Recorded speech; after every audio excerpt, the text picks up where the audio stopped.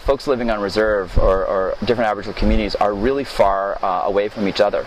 And so there's an issue of getting to know what's sort of happening in other aspects of the world.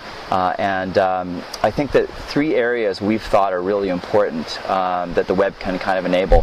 One is in health, so telemedicine, even crazy things like telepsychiatry. I guess that's not so crazy anymore, because actually you can have full telepresence, video conferencing that actually makes people feel that they're sitting side by side.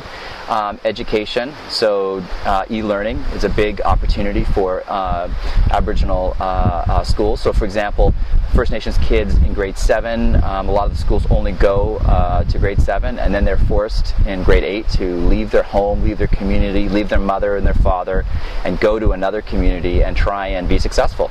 And guess what? It's very difficult. And then in economic development, the web has really enabled a lot of things to happen. In fact, there was a great guy in the Tanaha territory in Cranbrook who was selling teepees online and all over the world. He was getting orders from London, from Germany, from Japan, and that's a kind of impossibility in the past. And so those are things that we think are really interesting.